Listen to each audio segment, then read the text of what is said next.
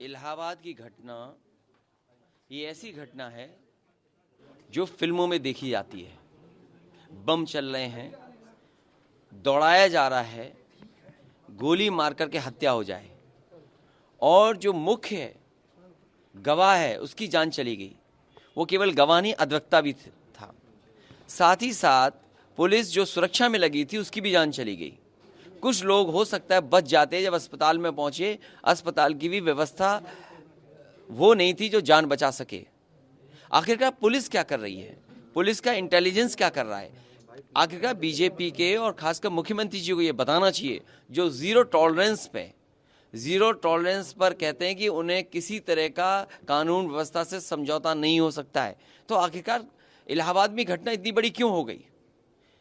ये उनकी घटना हो गई क्योंकि वो खुद इस घटना को नहीं समझ पा रहे हैं, कानून व्यवस्था को नहीं संभाल पा रहे हैं। और जिस प्रदेश में टेम्पररी डीजीपी हो, मुख्यमंत्री अपना डीजीपी ना पोस्ट करा पा रहे हो, और अगर केवल इसलिए डीजीपी होगा पोस्ट कि उसकी जाति क्या है, तो क्या आप उम्मीद करोगे उत्तर प्रदेश की कानून व्यवस्था ठीक हो जाएगी?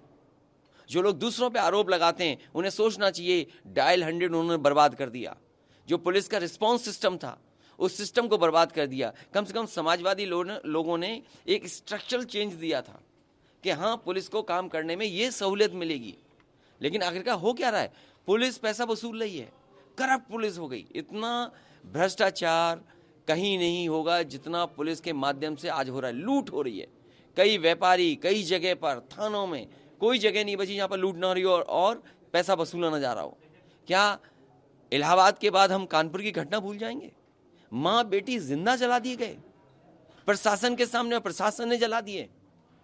उनका बेटा जब न्याय मांगने उससे पहले गया, उसे नंगा कर दिया सर्दी में। ये है लॉ एंड ऑर्डर, ये जीरो टॉलरेंस है। इसलिए सरकार के पास कोई जवाब नहीं है। सरकार इधर उधर जानबूझ करके बातें करना चाहती है। सर, सीएम योगी ने आज गेस्ट हाउस कांड का भी जिक्र किया और रामचरितमानस का भी उन्होंने निजी तौर पर भी हमले करते हैं। देखिए, कैमरे में आ रही है जो मसले खत्म हो चुके हैं उनको जानकारी नहीं है, उनको जानकारी नहीं है। कमाल तो इसी बात का है ना कि मुख्यमंत्री को जानकारी नहीं है। जो गेस्ट हाउस केस खत्म हो चुका, सुप्रीम कोर्ट ने खत्म कर दिया, उस पर चर्चा कर रहे हैं।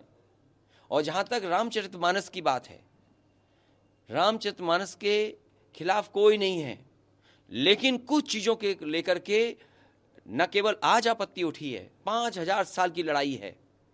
5000 साल की लड़ाई है। ये लड़ाई कोई एक दिन की नहीं है। इस बात को सरकार भी जानती है और पूरा समाज जानता है। जो गलत है वो गलत है। सोने की तख्ती पे भी अगर लिख करके दोगे आप कि शूद्र ये हैं, शूद्र ये नहीं हैं, तो मैं उसको स्वीकार करने वाला नहीं हूं। पर्सनल हमले भी हुए इस बार। देखिए, पर्सनल हमले क्या है वो जो जानते ही नहीं। अरे भाई, जो मुख्यमंत्री हवा में बल्ला घुमा रहा हो, 3 टप्पे के बाद टेनिस की बॉल को नहीं मार पा रहा हो, उससे क्या उम्मीद करोगे क्रिकेट पे कोई ज्ञान हो? जिनके ज्ञान न हो क्रिकेट के बारे में, क्रिकेट क्या है जिससे ये ज्ञान नहीं है। वर्ल्ड का सबसे फेमस लोकप्रिय खेल फुटबॉल है, अकेले देख रहे सोफे पे बैठ करके, और जब तक फाइनल नहीं हुआ उससे पहले सो गए। क्या उम्मीद करोगे उन्हें खेल के बारे में जानकारी दें? किस प्लेयर को सबसे ज्यादा सम्मान मिला वो क्या जानते हैं? तो ऐसे मुख्यमंत्री हैं, इसलिए उनसे क्या पूछोगे खेल के बारे में? इसीलिए ना वो स्टेडियम अपने आप बना पाए और ना ही प्रधानमंत्री कॉन्स्टिट्यूंसी बना पाए। और मैंने एक सवाल किया था कि 40 बच्चे जो तैराकी के लिए, स्विमिंग के लिए भर्ती हुए हैं, जिन्हें कोचिंग मिलनी है स्विमिंग की, मैंने वर्ल्ड क्लास एक्वेटिक सेंटर बनाया था सैफई में, उसमें पानी नहीं है। कम से कम मुख्यमंत्री जी वो कोच ढूंढ के लाएं जो बिना पानी के बच्चों को स्विमिंग सिखा सकते हैं।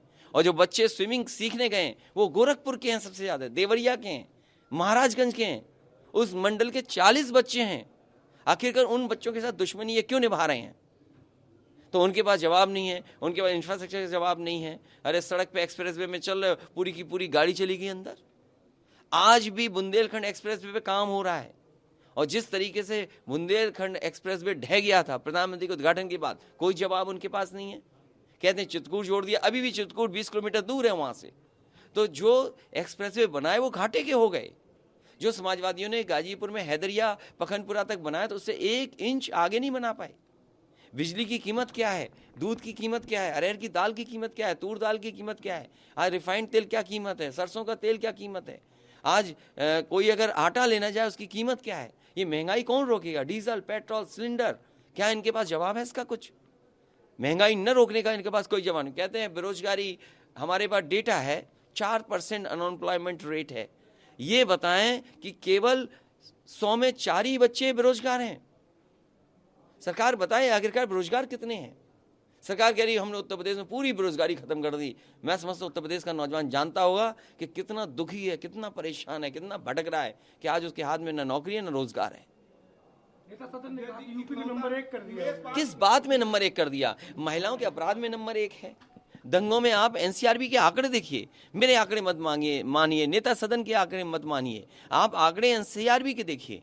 सबसे ज्यादा महिलाओं के ऊपर अन्याय और उत्पीड़न कहीं हो रहा है तो उत्तर प्रदेश में हो रहा है। सबसे ज्यादा अनसेफ बेटियां महिलाएं कहीं है तो उत्तर प्रदेश में।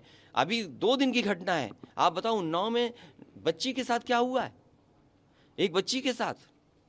और कानपुर कैसे भूल जाओगे, बलवंत सिंह को कैसे भूल जाओगे?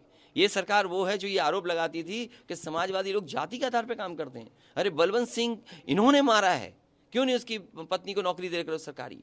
और फिर एक पन्ना ले आए खबर बना करके कि 56 एसडीएम हुए। हमने कहा टेबल करो वो सूची, और टेबल इनको ये भी सूची करनी चाहिए कि बांदा यूनिवर्सिटी में किनको नौकरी मिली है, गोरखपुर यूनिवर्सिटी में किसको नौकरी मिली है, सिद्धार्थनगर यूनिवर्सिटी में किसको नौकरी दी आपने, चंद्रशेखर यूनिवर्सिटी में किसको नौकरी आपने दी है। कम से कम यूनिवर्सिटी को बताओ। समाजवादी पार्टी का कोई इतना खास वाइस चांसलर नहीं होगा जिसके पीछे पुलिस पड़ी हो, एसटीएफ पड़ी हो, एसआईटी हो गई हो, सीबीआई के लिए कोर्ट भाग रहा हो। क्या ऐसा वाइस चांसलर कल्पना कर सकते हो? देश की सबसे बड़ी यूनिवर्सिटी और कलाम साहब के नाम उसको अपमानित कर रहे हैं, बदनाम कर रहे हैं ये लोग बैठ करके।